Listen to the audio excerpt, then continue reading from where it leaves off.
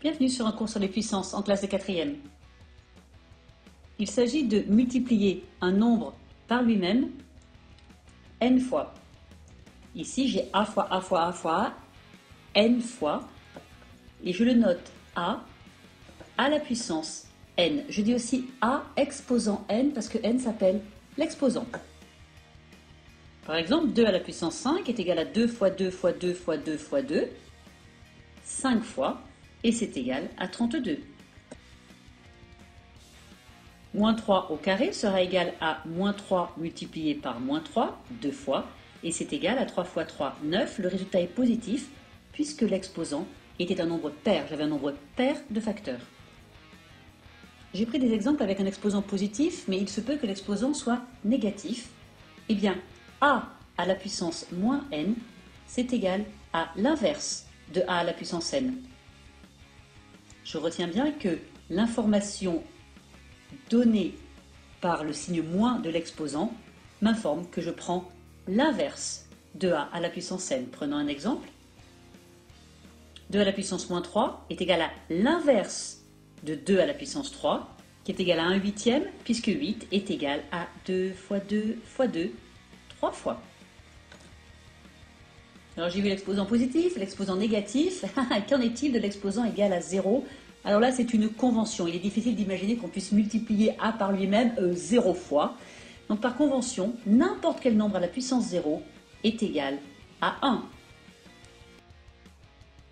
Voyons à présent les règles de calcul. A à la puissance un nombre m multiplié par a à la puissance un autre exposant n est égal à a la puissance la somme des exposants m plus n. Voyons sur un exemple. 2 à la puissance 3 multiplié par 2 à la puissance 2. Alors c'est 2 fois 2 fois 2, 3 fois, multiplié par 2 fois 2, 2 fois. Ce qui me fait bien 2 à la puissance 1, 2, 3, 4, 5. 5 et 5, c'est bien égal à 3 plus 2. Deuxième règle, a à la puissance n divisé par a à la puissance n, eh bien c'est égal à a à la puissance la différence des exposants m moins n. Voyons un exemple. 2 à la puissance 5 divisé par 2 à la puissance 3. Donc je décompose. 2 fois 2 fois 2 fois 2 fois 2, 5 fois, divisé par 2 fois 2 fois 2, 3 fois. Je peux ici simplifier et diviser numérateur et dénominateur par 2 une première fois, une deuxième fois, une troisième fois. Et il me reste quoi? 2 à la puissance 2. Et 2 ici, c'est bien égal à 5 moins 3. La troisième règle concerne a à la puissance m, le tout exposant n. Ça, c'est égal à a à la puissance, je fais le produit des exposants, m fois n. Voyons sur un exemple. 2 au carré, le tout au cube, ben c'est 2 fois 2, 3 fois. C'est égal à 2 à la puissance 1, 2, 3, 4, 5, 6. Et je vois que 6, c'est bien égal à 2 fois 3. Enfin, a fois b à la puissance n est égal à a à la puissance n multiplié, on peut mettre un petit multiplié ici, par b à la puissance n. C'est facile à démontrer avec un exemple.